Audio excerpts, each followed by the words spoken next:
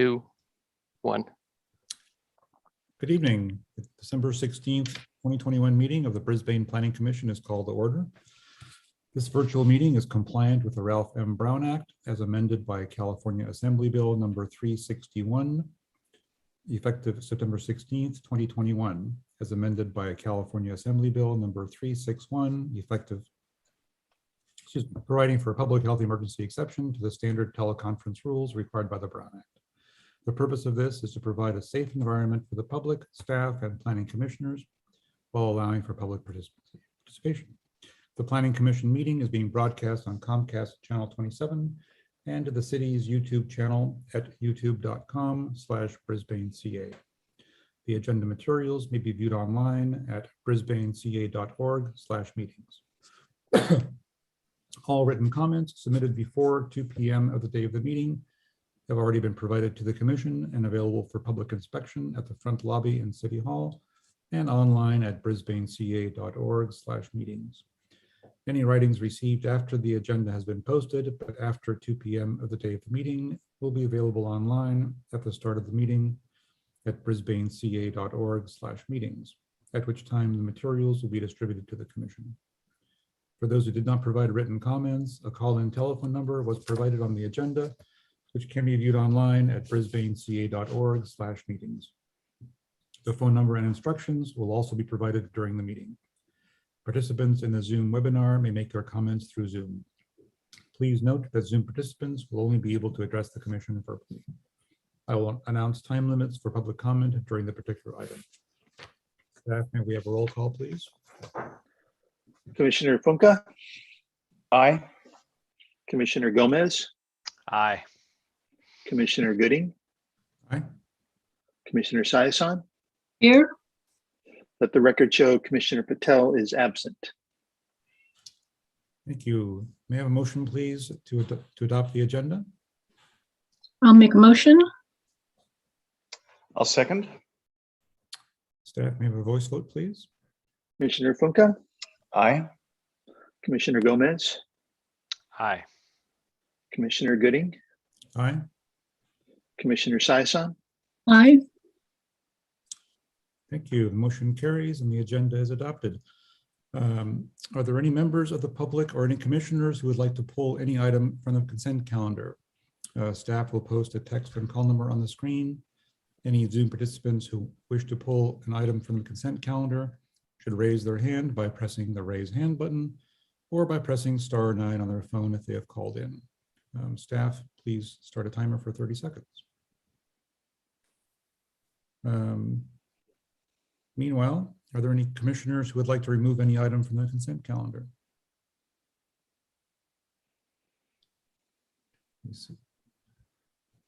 We see none. 10-second warning.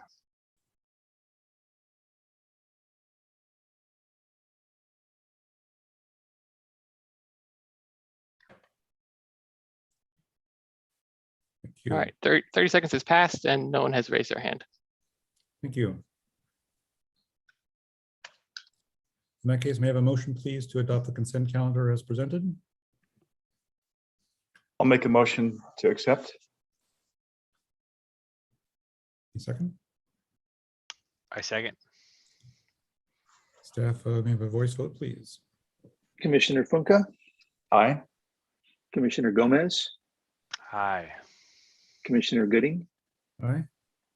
Commissioner Sayasan? Aye. Next on the agenda is oral communications.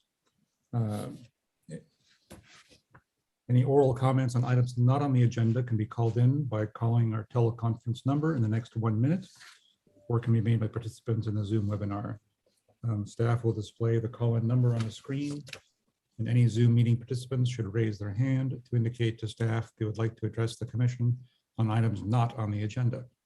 Callers must press *9 to raise their hand, and staff, please set a timer for 1 minute.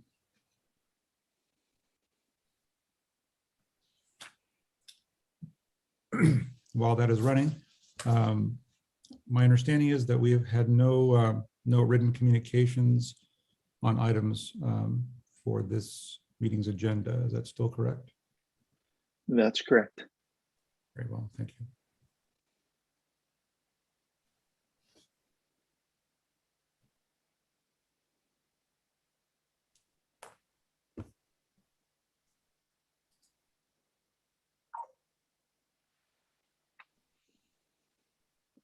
Ten seconds.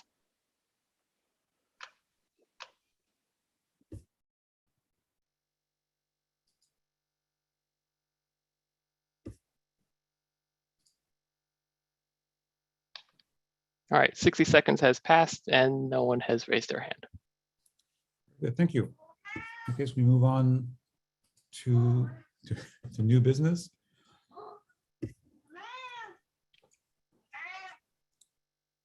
Are you going to introduce the item, Chair? Yes, I'm trying to get the agenda up. And it's almost up.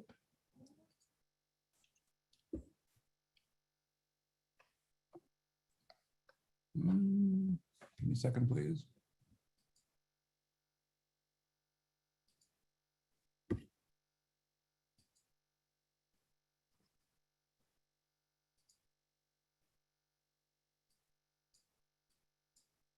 Our first item is on 34 Visitation Avenue. We can't pull up the item number, but staff, may I have your presentation, please? All right, I'm going to share screen.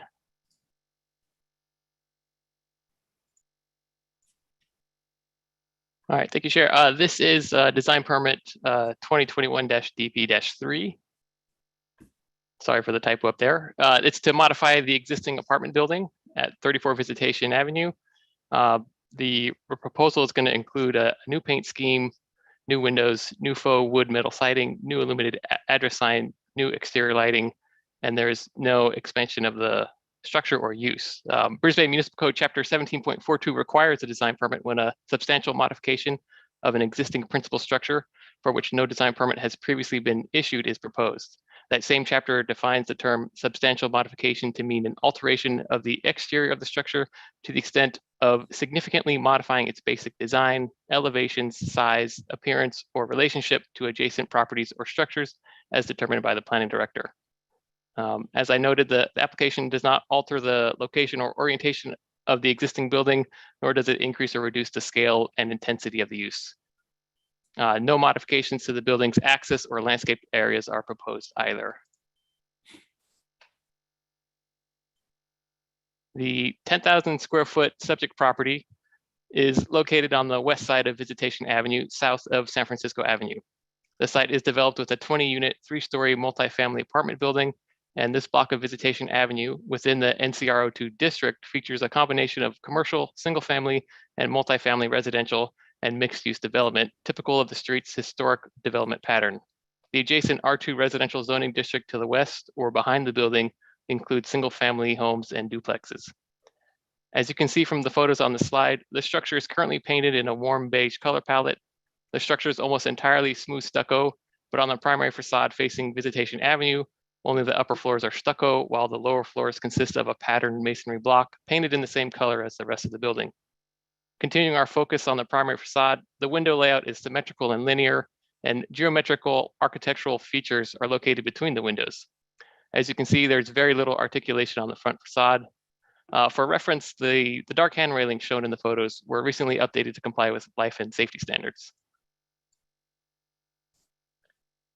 The proposed alteration to the exterior elevation would allow for a contemporary architectural modification to the existing design.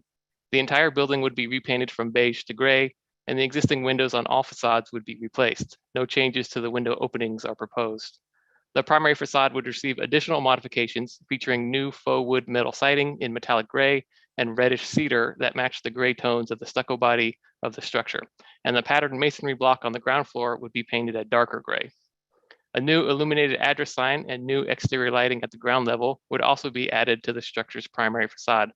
The new light fixtures, shown in the top right photo, would be fully shielded and downward facing and placed above the vehicular entryway and adjacent to the 2 pedestrian entries on opposite corners of the building. The address sign is internally illuminated. It would be 24 inches tall and located south of the vehicle entryway. While opportunities for articulation are limited due to the existing building's envelope, the contrasting textures of smooth stucco and faux wood siding, as well as the patterned masonry blocks on the ground level, help break up the massing along the large facade, and the vertical elongated proportions of the siding would complement the existing window layout while remaining compatible to the overall design. The substantial modification of any existing principal structure in the NCR02 district is subject to the granting of a design permit. Oop, looks like we passed up. There we go. Is subject to a design permits in accordance with the findings contained within BMC section 17.14.110 and chapter 17.42. A detailed discussion of each required design permit finding is attached in Exhibit B of Resolution 2021-DP-3.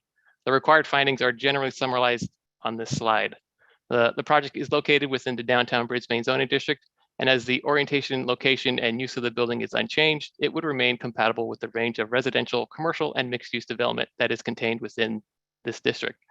The project's height and scale are nearly identical to adjacent properties, 3 stories or approximately 28 to 35 feet, to the south at 44 and 50 Visitation Avenue. It is also consistent with the scale of other 3-story projects in the district, including our recently approved mixed-use project at 18 Visitation Avenue. The design preserves many of the building's existing features, including recessed and open building entries, window layout, and building materials, including the smooth stucco and patterned masonry blocks, while introducing a new natural color palette of grays with a reddish cedar siding. Contrasting textures of smooth stucco, faux wood metal siding, and patterned masonry blocks provide a level of depth and visual interest while remaining harmonious to the overall design. The varied finish materials and colors also break up the building's massing as seen from the street, while providing a clean and updated look.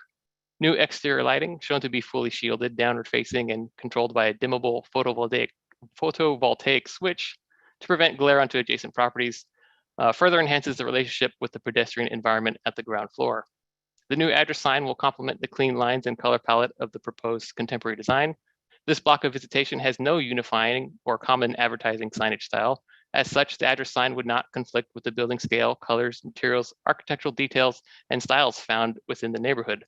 The sign's relatively small size and proposed method of illumination is not expected to have a significant impact in terms of light or glare. It would also be significantly more understated than the illuminated advertising signage that currently exists along Visitation Avenue.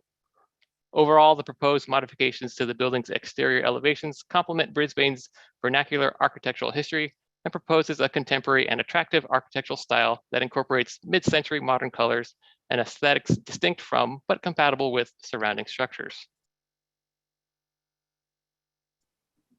This concludes staff presentation with a recommendation of approval of design permit 2021-DP-3 via adoption of the attached resolution. Are there any questions at this time? Yeah, thank you, Jeremiah, very much. Just go around the horn to commissioners, see if they have any questions of staff. Commissioner Funka, any questions?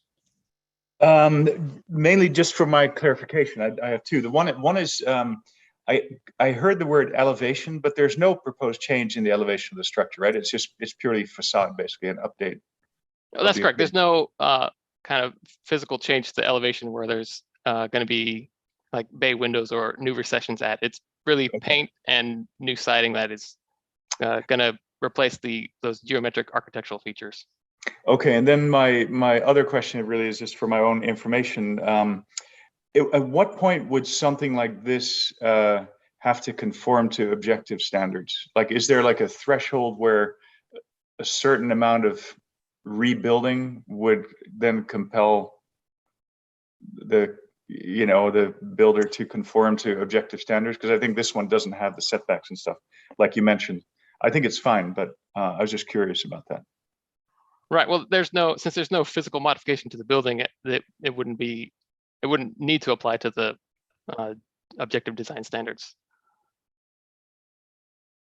Okay. And is there a certain amount of structural modification that you could get away with where it would still be a subjective approval? I would say that an application to modify the structure would have to conform with the development standards, but currently they have not been amended to the code has not been amended to include these objective design standards at this time. I see. Yes, when they get adopted and you had a project were to include modification, we would apply those objective standards. Yes. Gotcha. Okay, thank you. That's all I had. might be the last design permit that comes before us with subjective standards. We'll see. Maybe. Commissioner Gomez, any questions of staff, please? Little detail that I couldn't pick up, and maybe it's just part of the artistic rendition. The trees in the public right-of-way, is that planning to be changed? Because I noticed a subtle variation between the contrasting photos, and just out of general curiosity for maintaining a robust downtown canopy. No, there's no change to the street trees. There's also no change to the existing landscaping on this parcel. Okay, so it's just within the rendition. It's just the It's- SketchUp rendering yeah, or whatever I rendering gotcha. software they used. Cool, thank you, sir. Great. Commissioner Saison, any questions? No question. I just had one. I think I heard you say that they're putting in new windows as well, correct? Correct, on all facades. Are those But the windows- window openings are not changing. It's just a matter of installing new windows, likely to be more energy efficient. Is there anything, I'm not sure the right words to use here, anything structural being changed? It's with this building, it's a fairly dated building. Are there any structural changes or code changes being made? I would defer to the applicant if they have any additional information, but from the submitted plans, it looks like it's primarily cosmetic. I don't believe there's going to be any significant structural work for that new siding that's going up. Certainly not for painting or windows. All righty. Thank you. In that case, I think we are ready to open the public hearing and ask the applicant if they would like to address the commission. All right, let me promote the applicant and the owner.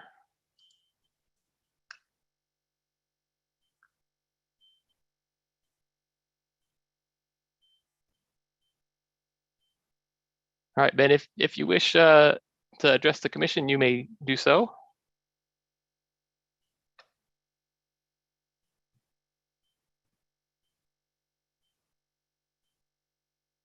Are you there, Ben?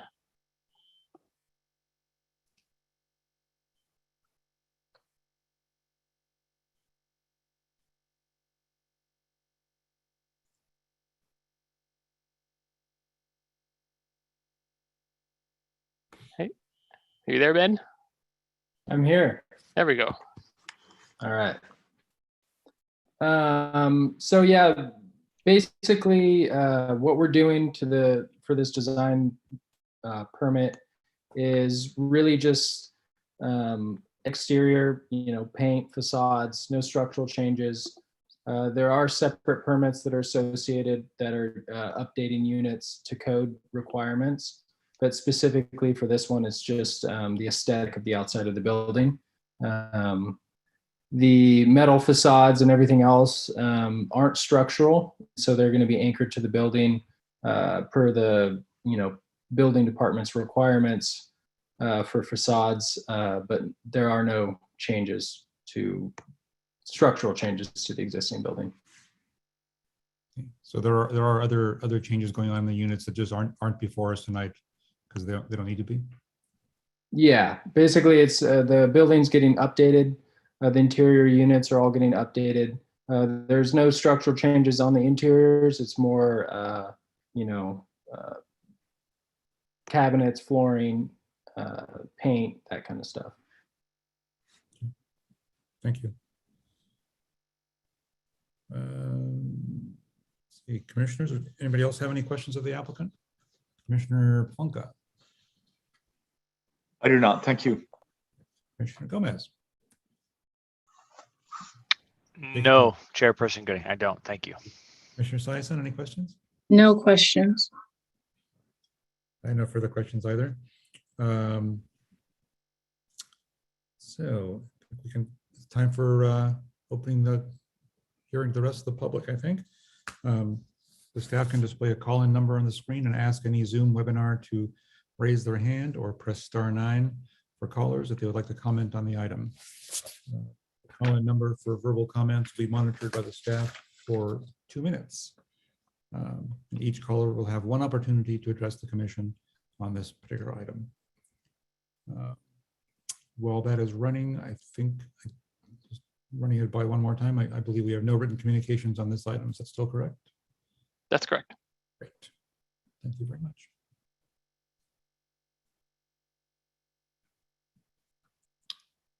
I'll just wait for time to run.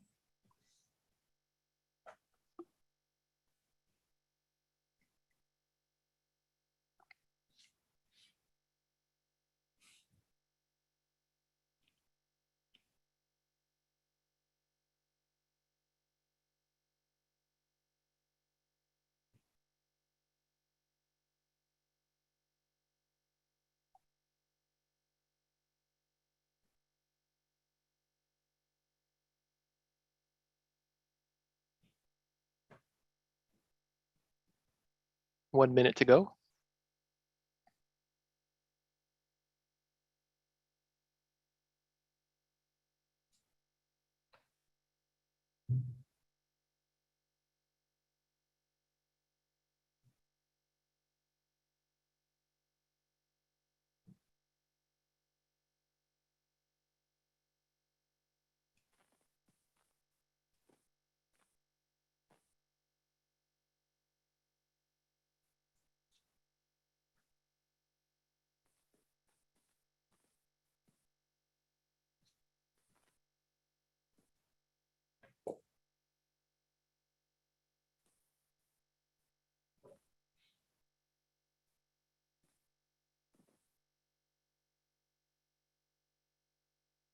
Ten seconds.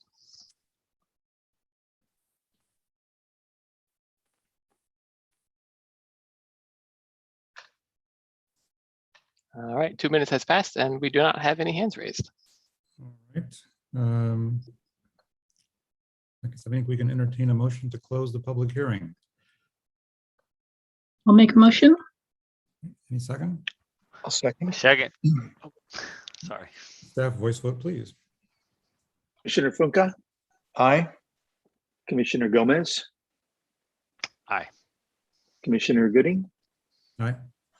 Commissioner Saison, Aye.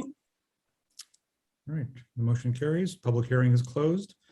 Deliberations period has begun. Let's go around the horn and see if any commissioners have any additional comments or deliberations to voice. Commissioner Funka, anything? No, thank you. Commissioner Gomez? No, sir. Thank you. Commissioner Saison? Nothing other than I'd like to thank the applicant for making the improvements. I think it's a lot more aesthetically pleasing, so we appreciate that. Thank you. Thank you. Thank you. Yeah, I echo that. I think it's a nice improvement, and I'm glad to hear there are also improvements and changes going on the inside. It's a property that provides some necessary housing in the area, and it's nice to see it brought up to date and kind of spiffed up. So in that case, may I have a motion, please, to adopt this design permit, or to approve this design permit?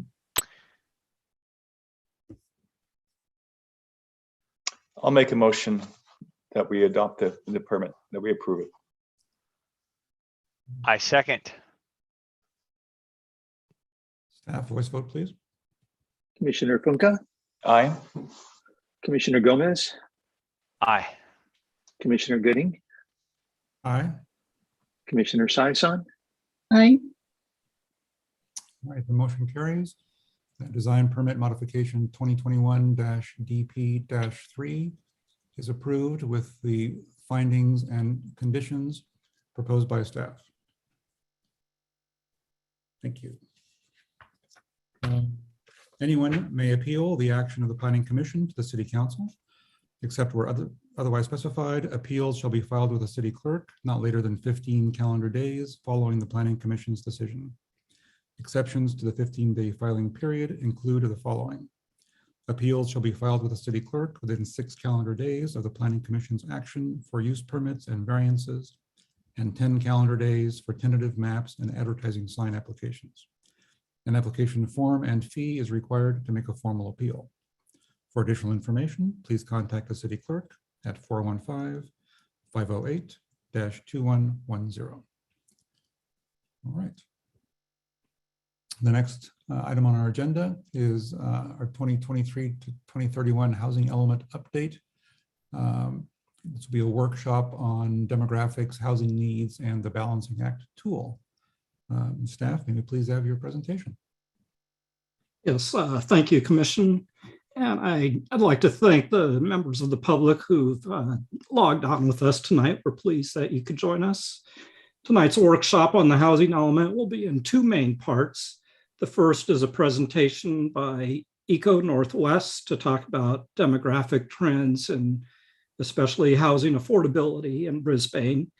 And I think after their part, they'll open it up for questions of the commission and any public who might want to chime in on that. The second part is to introduce the online public engagement tool of Balance Brisbane, which is designed to get input on potential housing sites.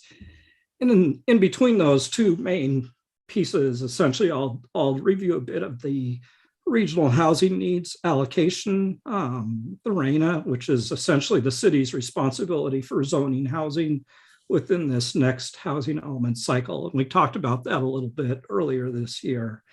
And finally, I'll close with some next steps.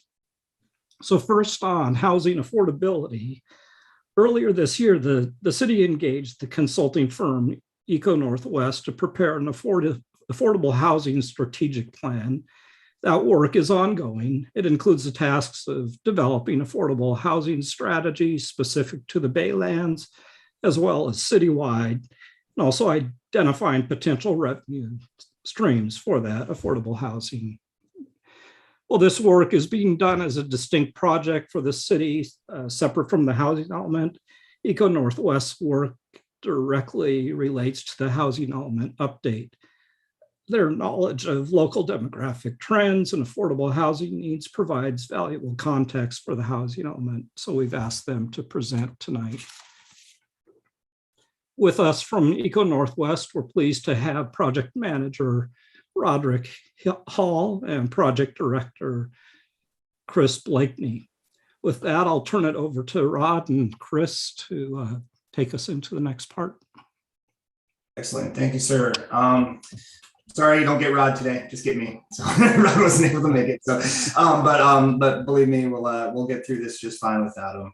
So I'm going to share my screen. We prepared a presentation deck.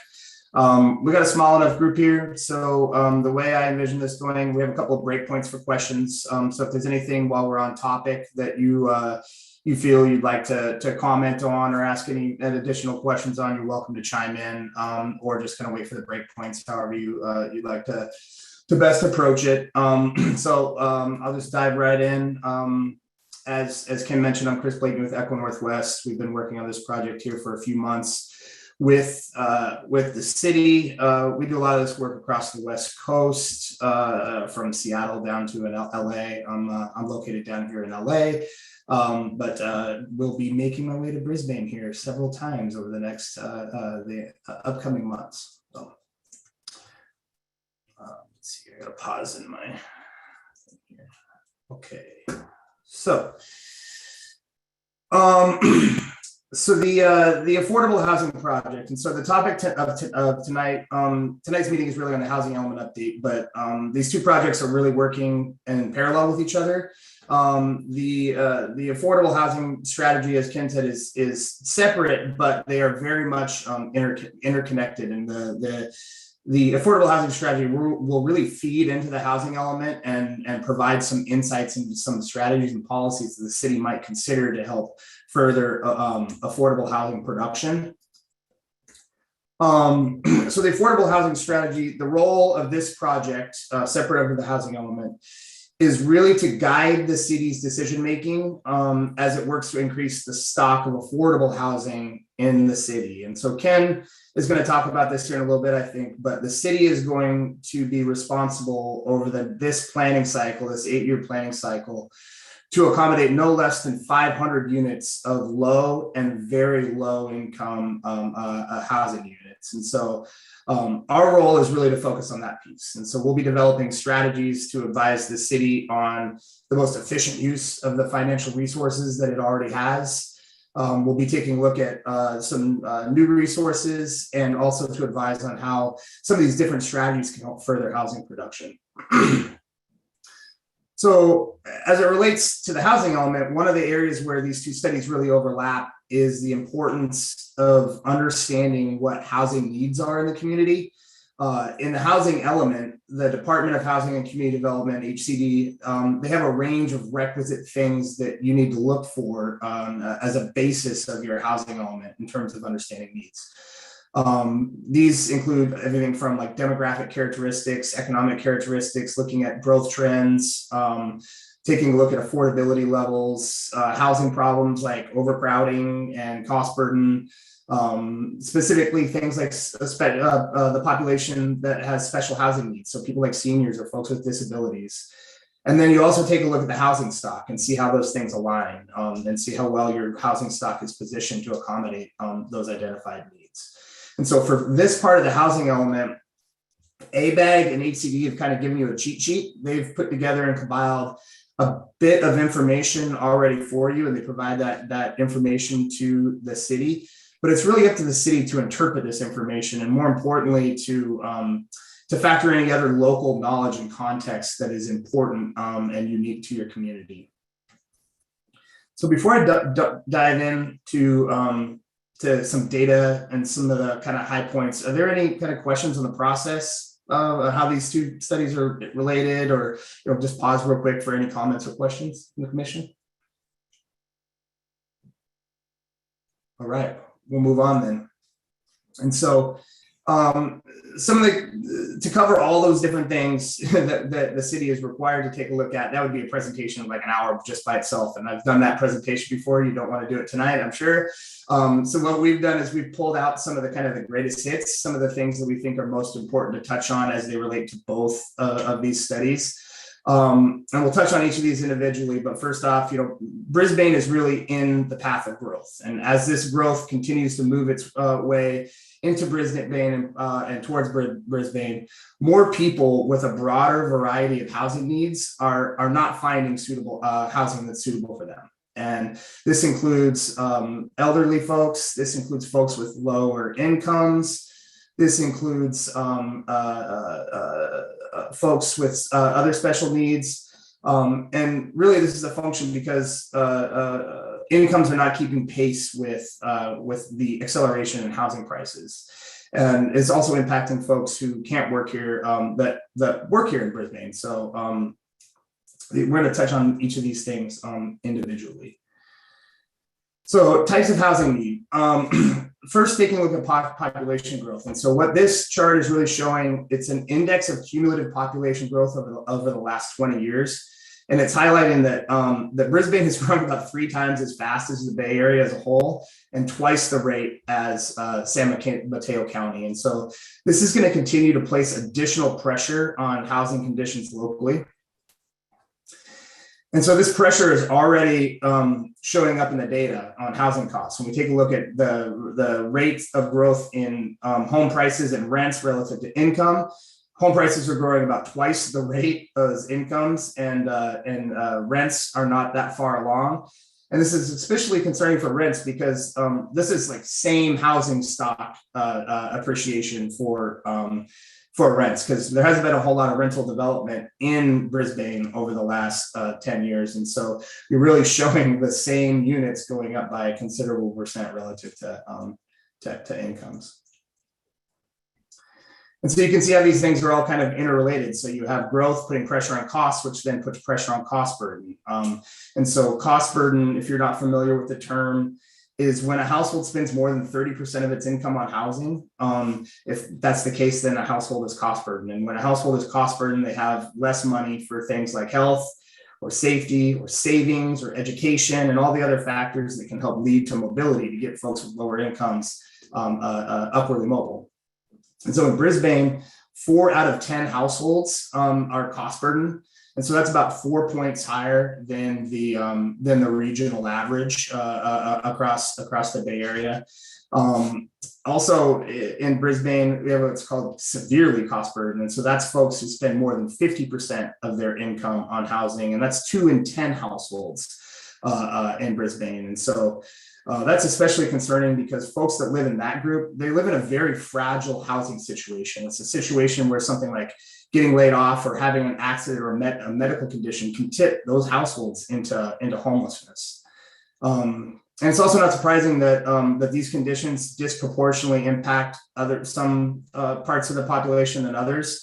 In Brisbane, people of color are far more likely to be cost burden. Renters are far more likely to be cost burden because they don't have equity in their homes to draw on. And obviously lower income households are far more likely to be cost burden in the community. Another chronic housing condition is overcrowding. And so this is when you have more people in a home than there are rooms. And I'm not just talking bedrooms, but just rooms. In Brisbane, that rate is about 9%, which again is a few points above average for the region, excuse me. And in many communities, the pandemic has really accentuated the health and safety risk of overcrowding conditions in households. On the topic of seniors and age, you can clearly observe here that Brisbane has an accelerating need for housing that's suitable for older residents. In just the last 9 years, the share of the population age 55 and older has gone from 26% to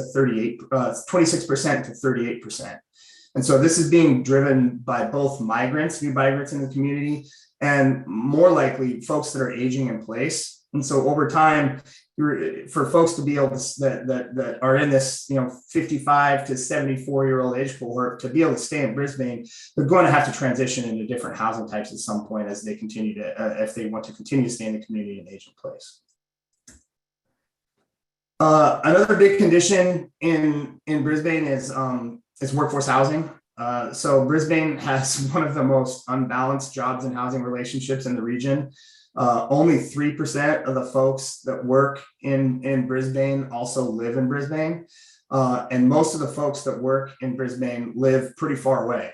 They commute from, over half of those folks commute from greater than 10 miles away. And so this is a pretty big economic development issue in terms of lost productivity.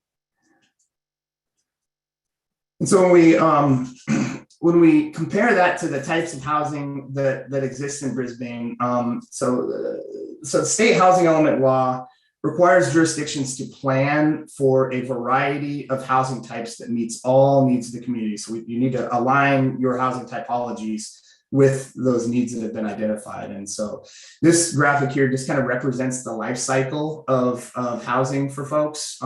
Most of us grow up in a house or an apartment, and then we move out and we're singles and we hook up with a roommate or we have a partner and we need less space and a different type of housing. And then at a certain point, we decide to settle down, maybe have a kid or two, and we look for more space, and that drives demand for homes that are similar to what's largely exists in Brisbane. And then we get old and the kids move out and we start to say, well, what do we do with this space? We got to downsize. And so we go to downsize, and then a recession happens and kids move back into our homes. And I'm just kidding. Kids move back, or we continue to downsize and move down into a home that needs less space. Maybe that's a townhome or condo or something. So this just demonstrates this kind of market-driven life cycle of different housing needs in the community. And then here lies the problem. That's market failure. So the market does not build affordable housing. It can't. Housing is too expensive to build, and the rents at lower incomes are not sufficient to cover the debt service to develop housing. And so this is where it's important for the city to have these strategies to be interventionist and come up with ways to meet that supported segment of housing need that cannot be delivered by the private market on its own. And so in Brisbane, we take a look at this trend of production, right? And so you can see that over the last 10 years or so, there's only been 129 units that have been built relative to previous cycles. So we're seeing this continued downward trend on production in the context of increasing growth. And so that's what's contributing to these dueling forces, or what's contributing to the upward price pressure within the community that's making housing less affordable. And then another aspect of housing stock. So most of Brisbane's housing stock is really concentrated in a very narrow band, and that's 2 to 4 bedroom homes that are owner occupied. On tenure, tenure is the split between renters and owners. The rate in Brisbane is 25%. That's considerably lower for renter households. That's considerably lower than the regional average, about 44%, 45% on average in the Bay Area. So if you're somebody that's working in Brisbane and you can't afford a home and you're looking to rent in Brisbane, you're gonna have a very, very limited set of options to choose from in the market. And then just finally, to end on this, housing development trends by housing type. So this takes a look at what has been built in the community over the last 10 years. Again, if you think about this spectrum representing the range of typologies and that you could develop in the market, for everything from kind of multifamily housing that are, greater than 5 units, to single family homes, to townhomes, you've really only hit a small piece of this, and that's building single family homes and building kind of small 2 to 4 unit duplex properties. There has been a number of ADUs permitted since 2011, 38 ADUs, but from a production perspective, not as of right now, the market is not providing a broad enough variety of housing types. So that covers kind of some of the demographics, housing stock characteristics that you're going to see in your housing element. When the housing element draft is produced, there will be far more data involved in that. It will include 10 times the charts, I'm sure, and information that will really provide a comprehensive picture of Brisbane's housing and needs dynamics. So I'm welcome to answer any questions from the commission that I can. Funka, anything? Yeah, I thought that was really interesting. Thank you very much. There are two things that occurred to me. One is, like, when you were talking about demographic trends or identifying needs, the one that was most compelling for me was the fact that such a high percentage of the people who work in Brisbane live somewhere else. And presumably the reason for that is that they can't afford to live here. Presumably they would prefer to live closer to their work. So that seems to me to be a real need. And I thought that was the most compelling need they identified. But what was going through my mind for some of the others is how much push there is versus pull. Sort of like, if you build it, they will come kind of idea.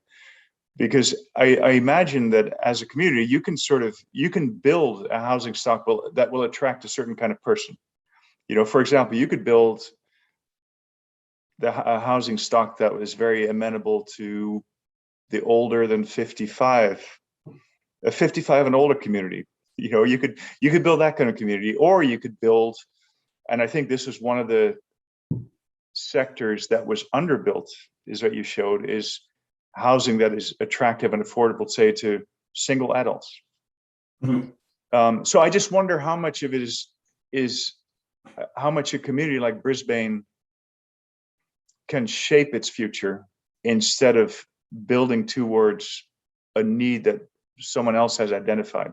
You know what I mean? I understand that we're under some obligation. I assume that's based on the trends that have been identified for the Bay Area as a whole. And there's a whole formula that says, well, the Bay Area is going to need this, and Brisbane is going to be allocated to do that part. But you know what I mean? I wonder how much influence the community has in deciding what kind of community you want to be based on what kind of stock you have.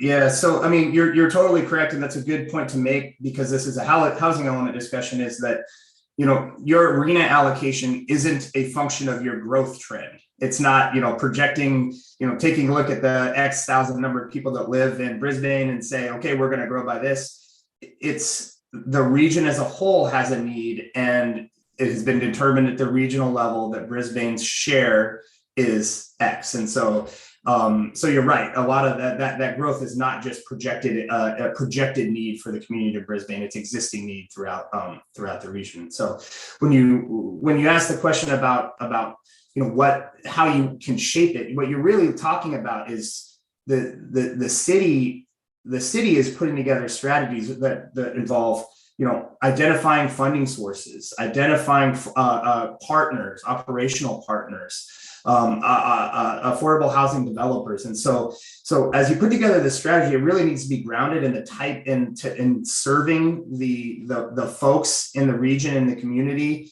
that have a need for affordable housing. But the way that it comes together is really going to be a function of in part of the availability of the resources that you have and the appropriateness of the sites that you have to accommodate those uses. So. Okay, thank you. Commissioner Gomez, any questions? Yeah, question or two and maybe a couple comments. Let me take down the digital hand so it doesn't stay up.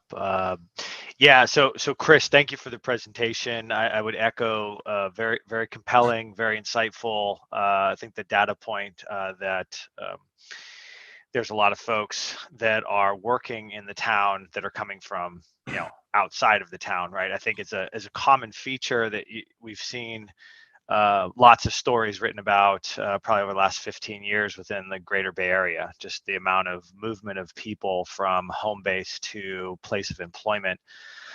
And I think there's, interesting opportunities there. I don't really know directionally, like the actual real estate that would be, available, because all one has to do, and I've only been in town for a decade. Many folks have been here much longer. You look at the homes that have been built, overwhelming majority are massive structures built on our hillside here, and with very minimal occupants, right? So a lot of square footage with very small number of people actually there. So we get into this crux philosophically, socially, culturally on this question of housing in our beautiful little city here. And I think that's also just kind of fundamentally what we need to align on, right? Is how much square footage per person do we need, right? And I don't know that answer. I don't know if that's I guess that's my question for you, is kind of trends. I'm trying to pay attention to the trends around ADUs and more functional dwellings that maybe buck the trend historically of how Americans have built housing. So I'm just curious, what is that part of your research and kind of how you're looking at our strategy development?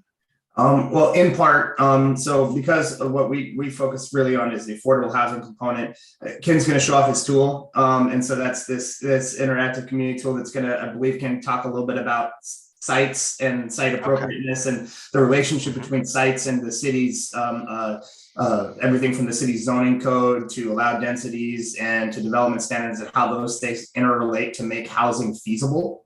That's going to be a big part of your housing element update that Ken and his team will be working on over the next year or so for that piece.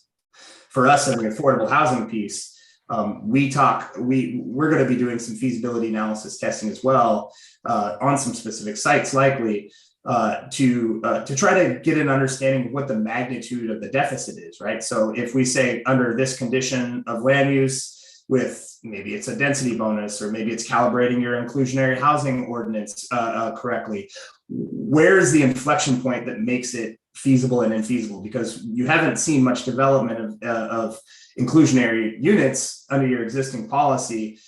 perhaps it's miscalibrated, and it's prohibiting development from being feasible. And so we're going to take a look at that and make recommendations on whether or not that can be recalibrated, whether there's other incentives that you can be offered, and identifying the delta and mechanisms that you can use to fill that delta to make projects that are currently unfeasible in the community more feasible.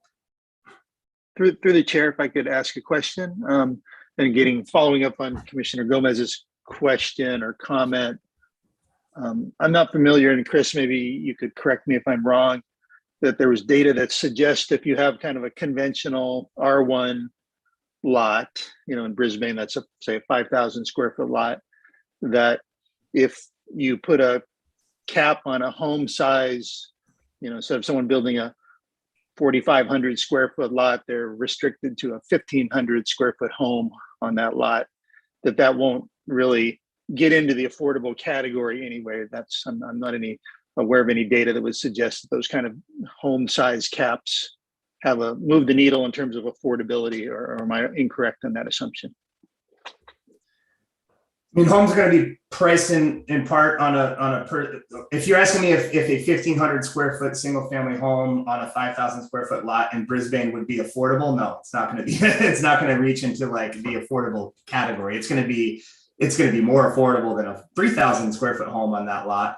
But I would doubt that the market would be pricing that home at even a moderate level of income. Now, what that mechanism might do would be to trigger more density on those sites, under the ADU law, now under SB 9, you might start to see more density on those R1 sites than otherwise would if you capped the size of a home that could be put on that property. Thank you. Yeah. Thank you. Commissioner Syson, any questions? Yeah, so realistically, we've discussed this I think quite a few times about costs, and it seems like I think the only way we can make things cost effective for developers, other than really, giving them a lot of, density bonuses or whatnot, is for the state to somehow subsidize the development of affordable housing. I think the state really needs to get involved. I don't think the city of Brisbane can take in that cost. So, we can talk as much as we want, but I really think, it's just so expensive to live here. I don't see how we realistically do this. Have you discussed with developers, what is it going to take for them to develop something that would be affordable? Yeah, so we'll probably end up doing some actual modeling of a prototype. So we'll say, okay, here we'll pick a site. And John, we haven't really talked about this in detail yet, but we'll probably end up doing some work where we'll pick a site and say, well, what would an affordable housing development look like? And we'll build out the capital stack of it and say, you need to get, the affordable rents would be X.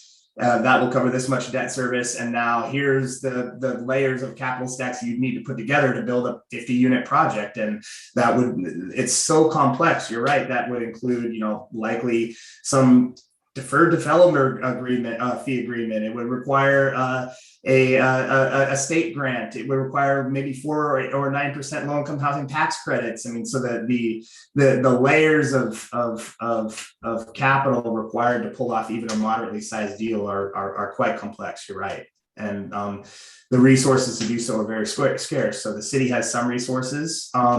We'll be exploring some other kind of income creating options for the city. We'll also be creating a comprehensive set of exogenous funding sources, so helping the city to identify what the state level resources and federal level resources are to support affordable housing. So that'll all be part of our strategy document.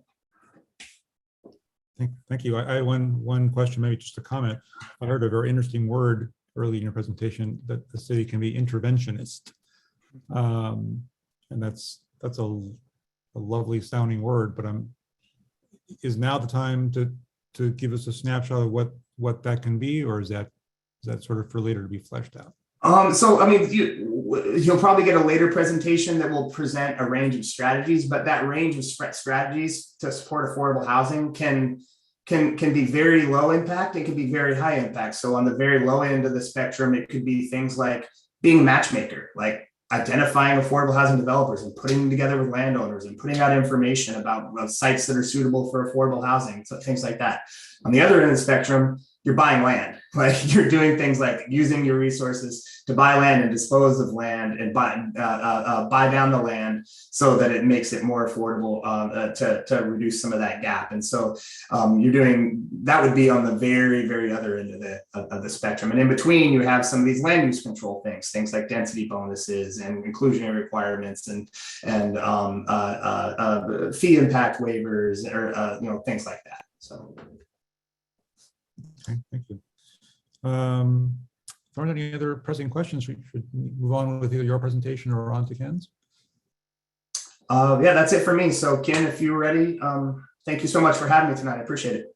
Yes, thank you, Chris. I appreciate it. Great presentation and discussion. And I think he's gonna, we'll let him be free for the rest of his evening. So thanks again. Well, I'm interested in your tool, so I'll catch it on YouTube later. So thanks. Awesome. All right, thank you. So I'm gonna switch to a slide real quick here. Share screen.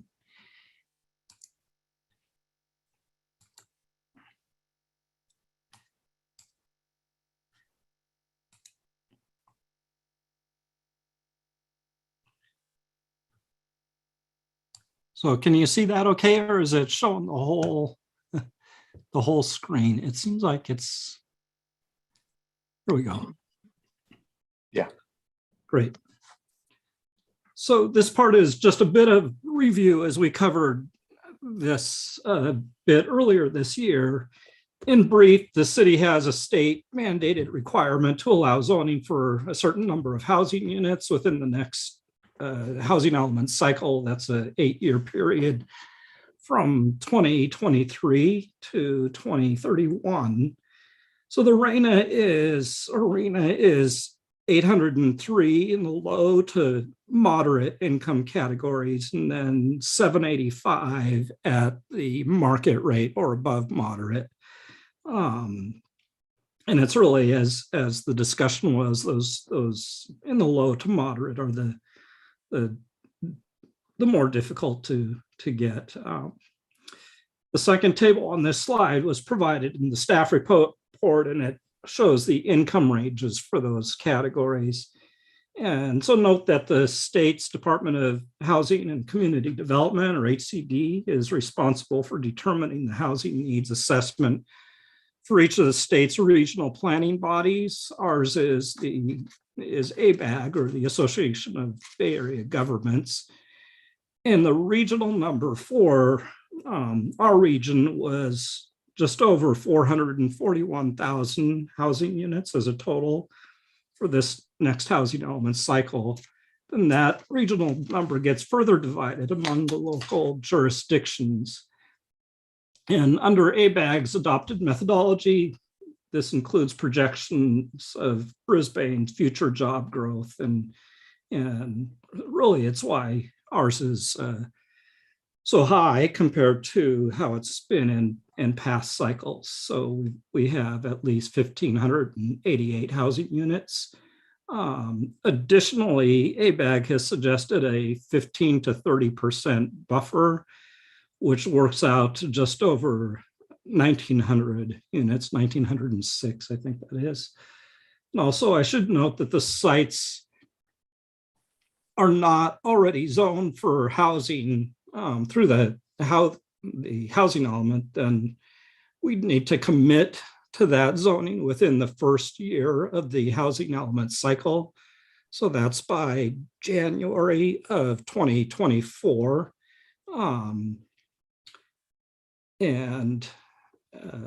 So Brisbane's going to need to take a close look at potential sites for rezoning by that time. So with that in mind, we applied for one of approximately 20 licenses that were awarded by ABAG for use of Balancing Act. And that's an online program designed to get community input on preferences for future housing.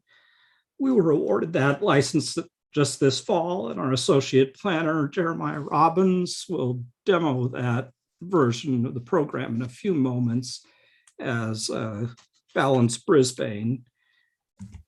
Before he does that, though, I'll take a couple minutes to talk a couple items on the program and the sites that show up there. First, this should be considered essentially a brainstorming effort, and none of the sites represent a housing element decision on the part of the city. Also, Brisbane has limited vacant land that could be used for housing, and even some of the sites included here in this program are not vacant. Most of the sites included are not zoned for housing at this time. And so that's really the point of the program, is to get early public feedback on potential rezoning. Generally, there are sites where housing can potentially be developed in some combination in adequate numbers to have a compliant housing element. And ultimately, the final site selection would be subject to city council decision. This would be following public hearings at the Planning Commission in 2022, and then later at City Council, you'd provide a recommendation to Council. So this image provides a snapshot of the sites that are included in the Balance Brisbane program, and I'll briefly talk on each before I turn it over to Jeremiah for the demo. And we'll go from north to south, essentially, by the numbers here. So first there's the Baylands, which inclusion of this is consistent with Measure JJ that was passed a few years ago, and options were provided of 1,800 or 2,200 units. Inclusion of the Baylands means that we would be committing to having a Bayland specific plan, essentially the zoning adopted by that January 2024 deadline. And that's a tight schedule. So there's also an option of 0 on the Baylands if the thought is that the specific plan won't be completed in time. Moving south, there are the Levinson and Peking Handicraft sites in the Guadalupe Hills subarea. So these are areas 2 and 3. That's along the west side of Bayshore Boulevard. These sites are vacant, but there are some constraints with them. Essentially, their location is within the San Bruno Mountain Habitat Conservation Plan area, and there's a required set aside there for open space. There's also a San Francisco water line easement that runs through the sites, and parts of the sites have, especially on Peking, have steep topography, and so there are some challenges here. But these are potential, and they're right along Bayshore, so good access there. So there's some pluses too. And the constraints, the notes are actually built into the program, and Jeremiah can show you those. Further south, there's the potential to expand on the Parkside plan in Crocker Park as an overlay zoning. You may recall that the Parkside plan involved rezoning and a precise plan just a few years ago, and that's areas 4 and 5 here. And that is to allow housing at certain sites on the edge of central Brisbane. And the idea there was essentially to complete the village of Brisbane, kind of wrapping around the city park. Well, no housing development applications have been received to date. Our hope is to claim those sites again with this housing element. And of course, then there's the potential to expand to those other areas, 6 and 7 on the map. And there's the potential for further infill development within central Brisbane. That's areas 8 and 9 on the plan here, with some new single family residences, accessory dwellings, and small scale multifamily in the higher density districts there. Also, you may have heard of the recent passage of SB 9 by the state, which will be effective at the start of next year. and it will place new requirements on cities to allow for lot splits. And staff's looking into the implications of that relative to our zoning as well as to the housing element. And we do expect to claim some units there, but these would likely be a small fraction of the total needed to meet the RENA. Then in Lower Brisbane Acres, this is area 10 on the map. We've identified some sites located just up the hill from the mobile home park that can be potentially rezoned from single family to multifamily housing. So this is in the Brisbane Acres. And these are in close proximity to San Bruno Ave, so could potentially take access from San Bruno Avenue. Like the Levinson and Peking sites, these are within the HCP, so the HCP biological requirements would need to be addressed. But generally, the sites in these lower acres areas have not been found to have viable butterfly habitat. Then there's some potential for infill along Southwest Bayshore. That's area 11 on the map. We've also added Southeast Bayshore between Bayshore Boulevard and the Caltrain lines as area 12. This area is comprised of 3 large sites that were formerly the location of VWR, the scientific supply company. They're developed with large single-story warehouses, and there's subsurface soil cleanup work that's ongoing on portions of these sites, and that's under the oversight of the Regional Water Quality Control Board. These sites have ready access to Bayshore Boulevard with a signalized intersection there, and our nearby transportation stops along Bayshore. And finally, the northern portion of the city-owned marina parking lot, area 13 on the map, and that's shown as that's just a portion of that overall parking lot, and that could also be considered. And this is that far end of the spectrum that Chris was just talking about in terms of how much the city wants to invest in, and so ultimately this would be up to the will of city council if that were to go forward. So notes on each of these sites are included in the program, along with guidelines on what staff thought might be potential, but there's spots for notes as Jeremiah will show you, that if somebody thinks that the density might, for instance, be beyond what we projected within the program, they can include that in the notes. And the program is currently available through the city's housing element webpage, the update webpage, and we plan to have it open through January 14th, so about another month. So people could, if they're, you could kind of do double duty here, I guess, and log on to that program while Jeremiah shows it, or just simply log on at your convenience later on. So finally, before I turn it over to Jeremiah, I just want to thank him and acknowledge his work in coordinating with the Balancing Act folks and doing really the lion's share of the staff work to build this program out for Brisbane and get it launched. So with that, I'll turn it over to Jeremiah for the demo. All right, thanks, Ken. Thank you. Is it all right to ask a question at this juncture? Sure, absolutely.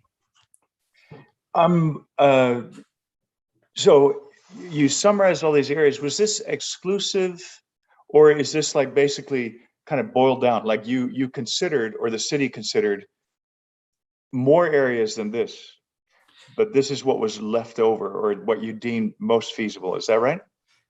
Correct. Yeah. So we looked at citywide what we thought might be feasible, and some of them, like areas 8 and 9, are already zoned for housing, and there are some options within that.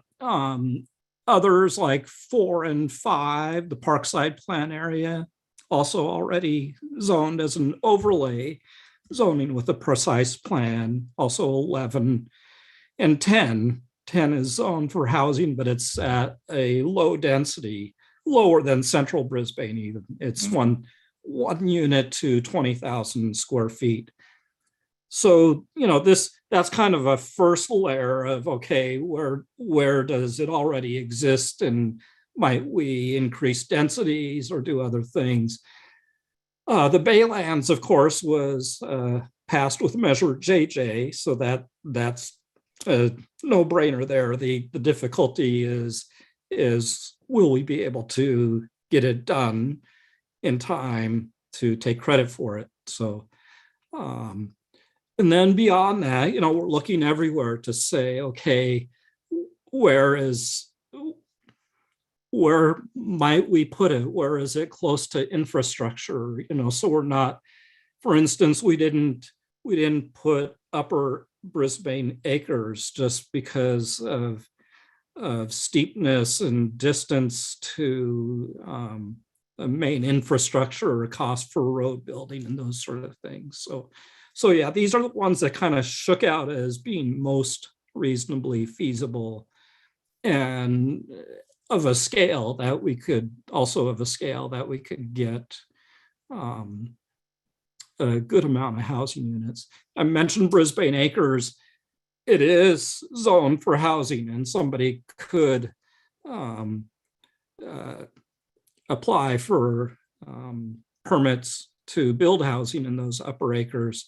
We just haven't seen it. And so to try and claim those within the housing element wouldn't essentially pass the sniff test, if you will, with HCD. So we're looking at stuff that really we think is feasible.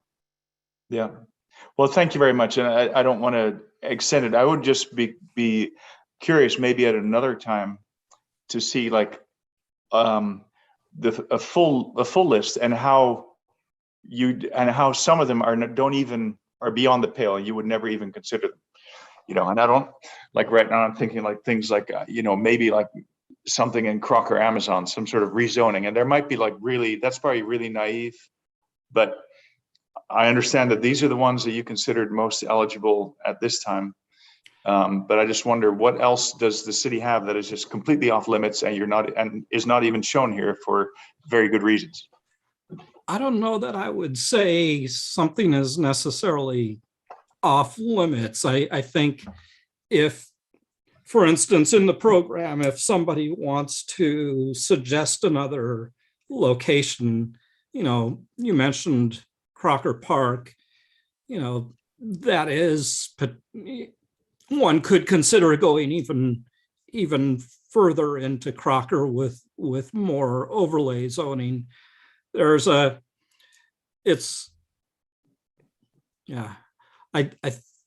get into this more in our more detailed discussion as we get into housing sites, but there are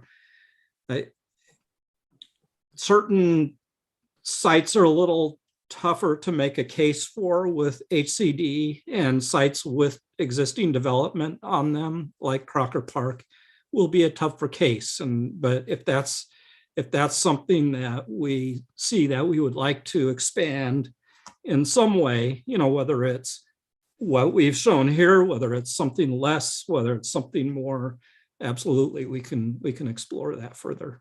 So great, thank you very much. Thank you. Okay, so we move on to Jeremiah, right? So I'll stop share.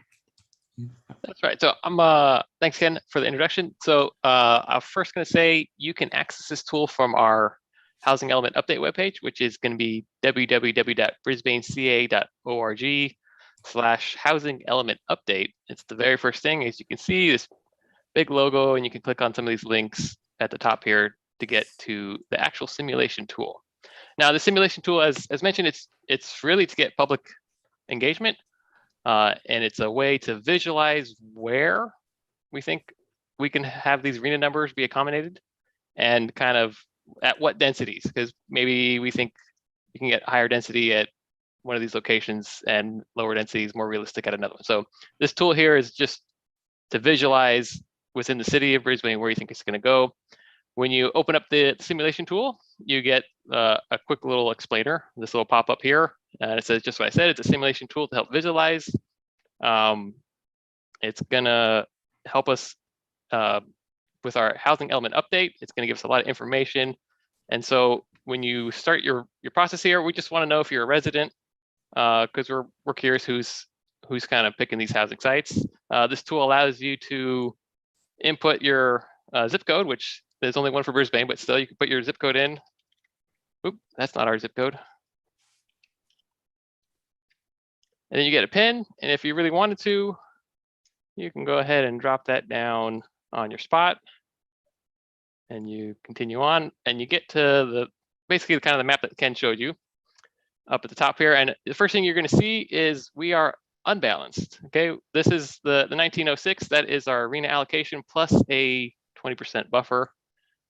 These numbers are locked because we can't change to 1588. And we've decided a 20% buffer is appropriate for the simulation tool.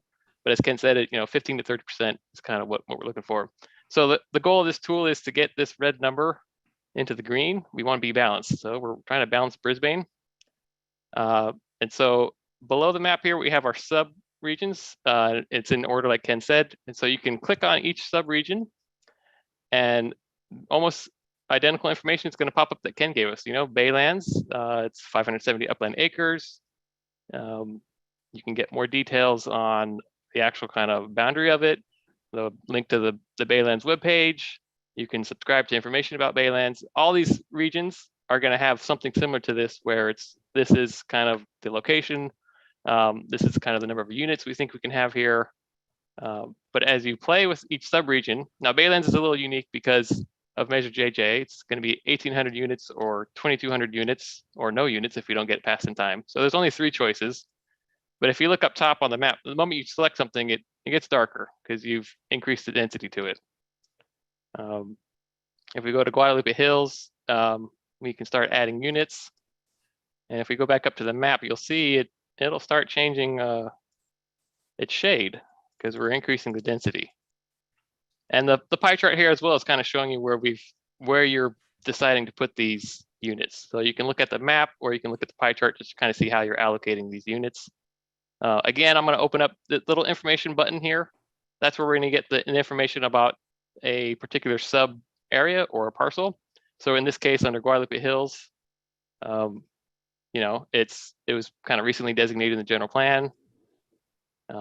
It is within the San Bruno Mountain Habitat Conservation Plan, and it tells you what the current zoning district is.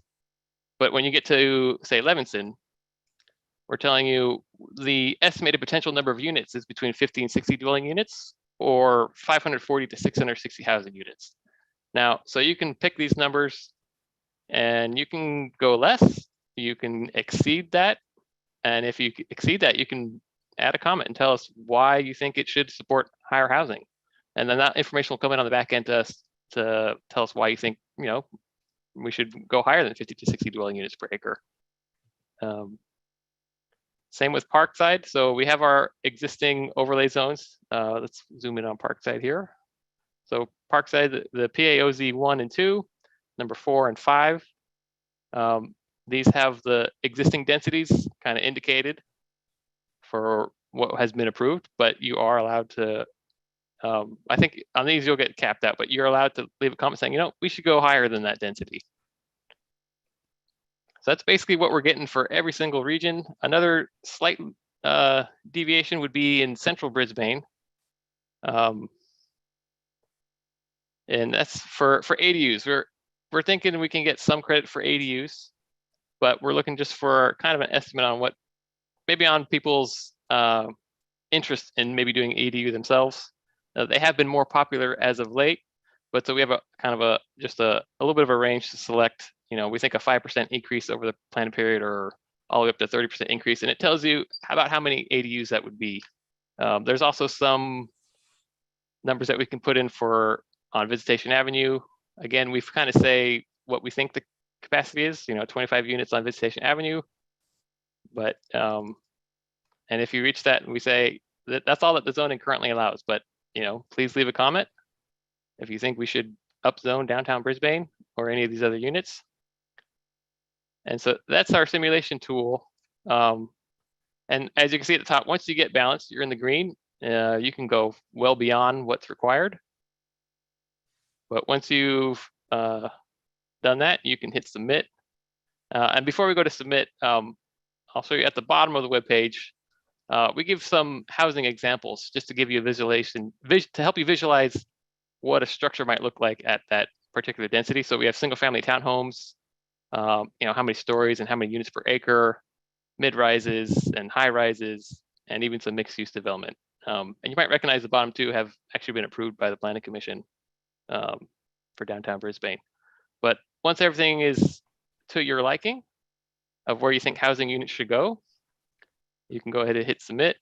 There can be a few more kind of questions, sort of demographics. You're not required to answer them, just to give us a little more information.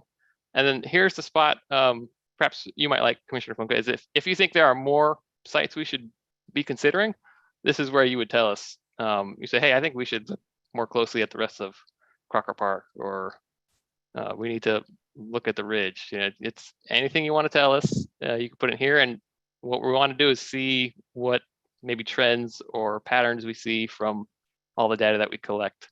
And that's how we're trying to kick off this housing element update to try to balance Brisbane. Have any questions specific about this tool?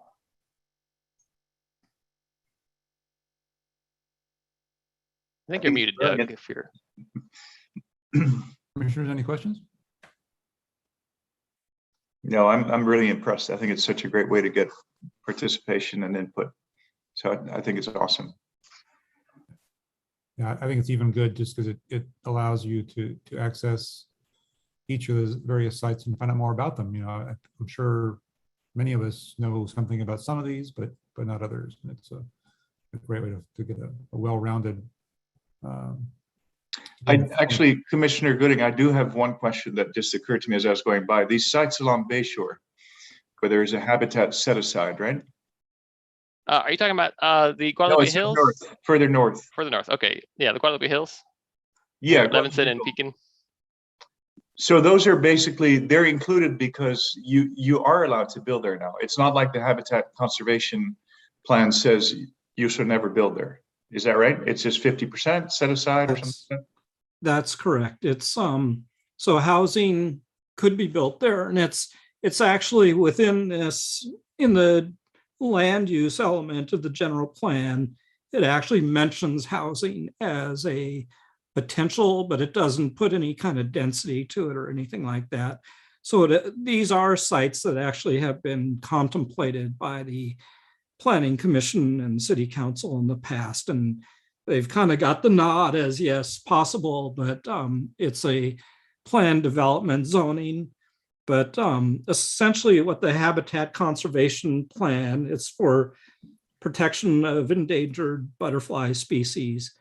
And so there has to be a biological assessment done to determine whether there's habitat there, whether there's butterflies there. And if so, then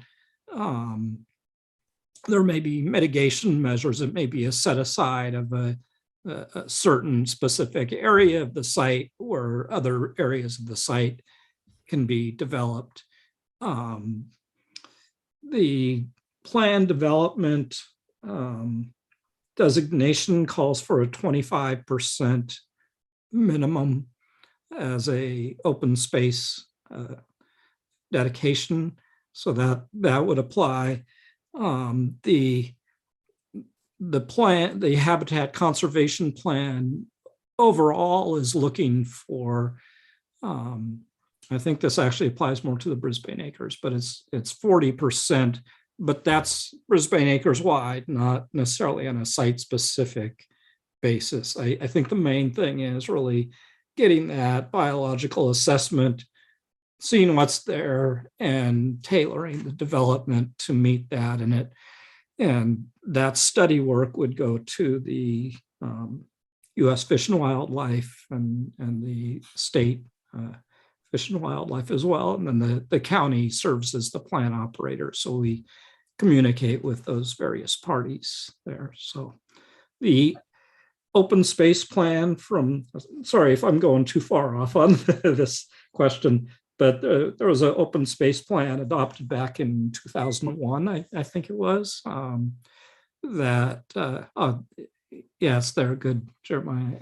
So that actually identified kind of the upper portion of these sites as potential open space based on biology at the time. But, that's 20 years ago. So it's a bit out of date. But so yes, in summary, I guess it is potential to develop, but it's we have to address the biology there. Great, thank you. It's really helpful. Okay, anything else, any remaining portions of the workshop? If there's no more questions on Balance Brisbane, I'll just touch on next steps then. Before you start, Ken, I'm gonna just remind people that if they're doing the simulation tool, they need help trying to work it, there is a help button that pops up. It's a generic kind of help screen, but it basically explains how you can do what I was just running through on the tool here. Perfect. Thanks, Jeremiah. Okay, I'll go back to share screen and just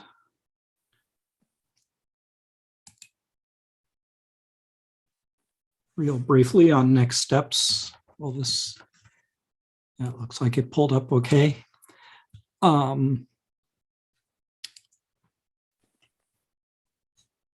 So finally, as I mentioned in the staff memo, the Planning Commission has a fairly intensive schedule on the housing element to meet the statutory deadline of submittal by January 31st of 2023. In preparation, there are some of the past events that may be viewed through Brisbane's housing element update webpage. There are also a number of written reference materials that were some of those provided actually in the links on the staff report, and there's more materials on the webpage, and I'll be adding some more here in the near future, I think, as references for folks. And one of the our plan is to have workshops at least monthly, starting with this one now through March, and public hearings on the draft element in May, hopefully, to provide a recommendation for the public hearings in June and July at City Council. Our next workshop is planned for late January 27th, and that would be during the Planning Commission's regular scheduled meeting. So, and then I'm not sure how many from the public might be watching, but just so for more information, the webpage I mentioned is here, the housing element update. People can also subscribe to our email list with the information here, or email or call the department, and we're happy to help get information out there. So thank you. All right, thank you very much, everybody. Great job, appreciate it. So that concludes the workshop, correct? That's correct, unless there's, I'd say if there's anybody from the public that is wanting to ask questions, I think now would be a great time to solicit input if there's anybody that has questions or comments.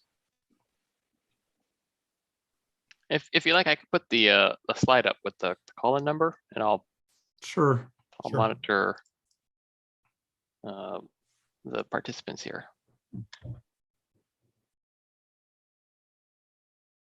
So far, no one has raised their hand. Now, what do you think, Commissioner or Chair? You want to leave it for a minute or so, or? I'll leave it up for 30 seconds or so and see if anybody calls in. Okay.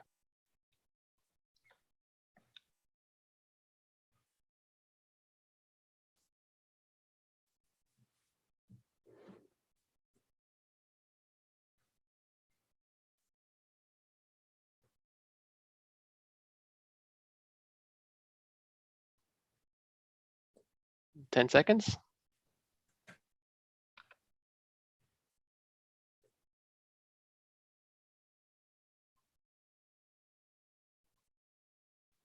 All right. No one raised their hand. Very good. Thank you all very much. Are there any items initiated by staff? Oh, just a couple. I mean, this is not really anything that's in the immediate future, but we kind of talked about workload for next calendar year. A couple of major projects have been sort of initiated through the planning department, and you're probably familiar with them. One is the quarry, the future development. So city's hired an EIR consultant to prepare an environmental impact report for proposal to redevelop the quarry. And then we have some other development proposal to extend development in Sierra Point. And again, will require environmental study. These are all projects that, you know, may affect the commission's workload for the end of 2022.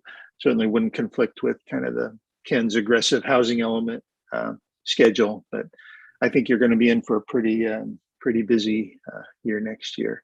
And I didn't want to compliment both Ken and Jeremiah for the work they've done on the housing element. It is really kind of a very labor intensive and data intensive effort, and you know, so appreciate their time and effort on that as well. That's all I have. I have one quick other item related to the housing element. There's in addition to Balancing Act, there is actually another survey that's on our housing element webpage that has to do with, it's one put out through our friends at 21 Elements, our collaborative with the county, and that has to do with affirmatively furthering fair housing and housing needs. So I just want to put that out there. That's that. Perfect. Thanks, Jeremiah. Yeah, so that's available through January 15th to take the survey there. And we pushed this out as well on our social media informational things, but I just thought worth mentioning here. Thank you. Excellent. Anything else initiated by staff? Okay. Are there any items initiated by the commission? Commissioner Fonka, anything? Not for me, thank you. Commissioner Gomez. Hearing nothing. Commissioner Sayasan. Nothing, thank you. Nothing for me. It looks like our next meeting will be on January the 13th, correct? And we therefore stand adjourned. Thank you all very much. Have a very happy holiday and peace and goodwill to all. Happy holidays. Thanks very much. Likewise, Happy holidays, likewise everybody. to you all. Take care. Bye-bye.